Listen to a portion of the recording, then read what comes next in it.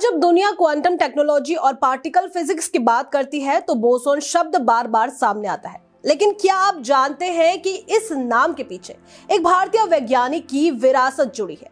हम बात कर रहे हैं सत्येंद्र नाथ बोस की, जिनके शोध ने क्वांटम मैकेनिक्स को नई दिशा दी और जिन्हें स्वयं एल्बर्ट आइंस्टाइन ने सराहा। एक ऐसा पत्र जो 1924 में जर्मनी भेजा गया, एक ऐसा सिद्धांत जिसने विज्ञान की सोच बदली और एक ऐसा नाम जो आज भी आधुनिक भौतिक की बुनियाद में दर्ज है। देखिए भारतीय वैज्ञानिक प्रतिभा की ये प्रेरक कहानी हमारी इस विशेष प्रोग्राम में।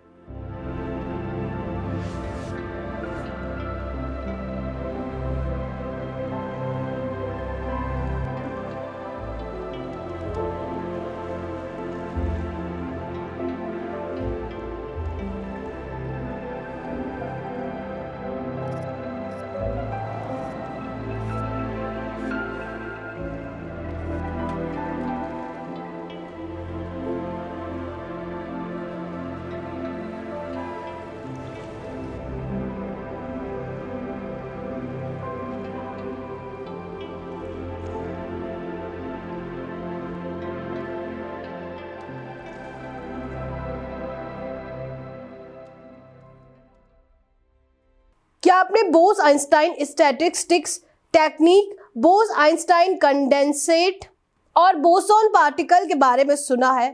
फिजिक्स में रुचि रखने वाले लोग चाहे इन कॉन्सेप्ट्स को समझे या फिर नहीं, लेकिन इन नामों से भली भांति परिचित होंगे। ये नाम विश्व प्रसिद्ध वैज्ञानिक एल्बर्ट आइंस्टाइन और भारतीय वैज्ञानिक सत्येंद्र नाथ बोस के नाम पर रखा गया है। विज्ञान की दुनिया में सत्येंद्र नाथ बोस का एक अलग ही मुकाम है। थियोरेटिकल फिजिक्स में क्वांटम मैकेनिक्स के क्षेत्र को आगे बढ़ाने में बोस का विशेष योगदान रहा है। इस क्षेत्र में उनके योगदान के लिए उन्हें 1954 में पद्म विभूषण से नवाजा गया। इसके बाद साल 1958 में वो fellow of the royal society भी बने। 1 जनवरी 1894 में एक मध्यम वर्गीय परिवार में जन्मे सत्येंद्र नाथ बोस के पिता सुरेंद्र नाथ बोस पूर्वी भारतीय रेलवे के एक एग्जीक्यूटिव इंजीनियरिंग डिपार्टमेंट में एक अकाउंटेंट के रूप में कार्यरत थे। उस समय के अन्य युवाओं की तरह बोस पर भी स्वतंत्रता संग्राम का काफी प्रभाव पड़ा। जब लॉर्ड कर्जन ने बंगाल विभाजन का फैसला लिया तो उस समय बोस मात्र 11 वर्ष के थे। कोलकाता के हिंदू स्कूल से पढ़ाई पूरी करने के बाद उन्होंने प्रेसिडेंसी कॉलेज में दाखिला लिया। यहाँ से उन्होंने विज्ञान में ग्रेजुएशन की और फिर 1915 में उन्होंने मिक्स्ड मैथमेटिक्स में MSc पूरी की। दोनों ही बार वे अपनी कक्षा में अव्वल रहे। अपनी मास्टर्स की डिग्री के बाद वे कोलकाता की यूनिवर्सिटी ऑफ साइंस में एक रिसर्च स्कॉलर के रूप में काम करने लगे। यहाँ पर उन्होंने अन्य विषयों के साथ साथ थ्योरी ऑफ रिलेटिविटी का भी अध्ययन किया। मॉडर्न फिजिक्स के विकास का ये खास समय था क्योंकि पश्चिमी शिक्षा का क्वांटम फिजिक्स से परिचय हो चुका था और इससे जुड़े कई परिणाम सिद्ध हो रहे थे। बोस रिसर्च स्कॉलर व लेक्चरर के रूप में कई भावी वैज्ञानिकों मेघनाथ साहा, NR धार व PC महालनोबिस के साथ काम कर रहे थे। ये समय अच्छा होने के साथ साथ वैज्ञानिकों के लिए चुनौतीपूर्ण भी था। उस समय प्रथम विश्व युद्ध शुरू हो चुका था, जिसके चलते भारतीय पुस्तकालयों में विज्ञान की आधुनिक पुस्तकें पहुंच नहीं पा रही थी। फिजिक्स के शोध कार्यों पर ज्यादातर पेपर या तो फ्रेंच या फिर जर्मन में लिखे गए थे। इस परेशानी को दूर करने के लिए बोस व साहा ने इन भाषाओं को खुद ही सीखने का जिम्मा उठाया। साल 1920 में साहा व बोस दोनों ने मिलकर द प्रिंसिपल ऑफ रिलेटिविटी नामक एक किताब प्रकाशित की। जर्मन व फ्रेंच में प्रकाशित आइंस्टाइन के कार्यों का अंग्रेजी में यह पहला अनुवाद था। इसके अगले साल बोस ने ढाका के फिजिक्स डिपार्टमेंट को एक रीडर के तौर पर ज्वाइन किया, जहां उन्होंने उस प्रोजेक्ट पर काम किया जो आगे चलकर विज्ञान के लिए काफी अहम साबित हुआ। उन्होंने जर्मन फिजिसिस्ट मैक्स प्लांक के क्वांटम रेडिएशन लॉ का नतीजा क्लासिकल फिजिक्स से कोई मदद लिए बिना ही निकाला। जून 1924 को बोस ने आइंस्टीन को एक पत्र लिखा जिसमें उन्होंने अपने इस बिल्कुल नए डेरिवेटिव को भेजा। बोस ने अपने पत्र में लिखा था, वैसे तो आपके लिए मैं एक अजनबी हूं, फिर भी मुझे यह अनुरोध करने में कोई हिचक नहीं हो रही है क्योंकि हम सब आपके ही शिष्य हैं। हालांकि हम आपकी शिक्षा का लाभ सिर्फ आपके लिखित कार्यों द्वारा ही उठा पाते हैं। मुझे नहीं पता कि अगर आपको याद है कि कलकत्ता से किसी ने आपके रिलेटिविटी संबंधी का कार्य अंग्रेजी में अनुवाद करने की अनुमति मांगी थी। आपने उस अनुरोध को स्वीकार कर लिया था। वो पुस्तक अब प्रकाशित हो चुकी है। मैंने ही आपकी जनरलाइज रिलेटिविटी के पेपर को अनुवादित किया था। आइंस्टीन ने बोस के कार्यों को जर्मन भाषा में अनुवाद करके न सिर्फ प्रकाशित किया बल्कि इसके अंत में एक खास नोट भी लिखा।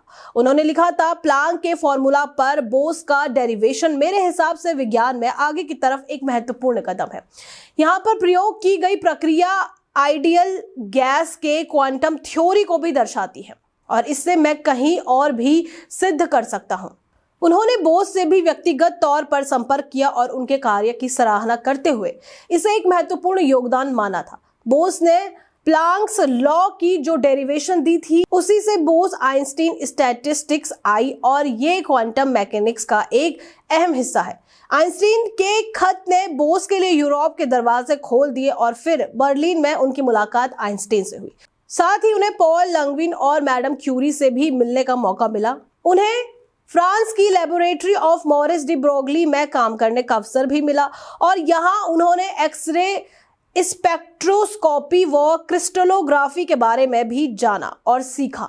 1926 तक बोस भारत वापस आ गए और डॉक्टरेट की डिग्री न होने पर भी उन्हें अगले साल आइंस्टीन की पैरवी पर ढाका विश्वविद्यालय में फिजिक्स डिपार्टमेंट का हेड बना दिया गया। ढाका विश्वविद्यालय में बोस का योगदान बढ़ता रहा और उन्होंने D2 statistics total reflection of electromagnetic waves in the ionosphere on Lorentz group on integral equation of the hydrogen atom problem आदि विषयों पर लिखा। साल 1945 तक भारत के बंटवारे का अनुमान लगने लगा था और तब बोस वापस कलकत्ता विश्वविद्यालय चले गए। यहाँ पर वे 1974 में अपनी मृत्यु तक पढ़ाते रहे।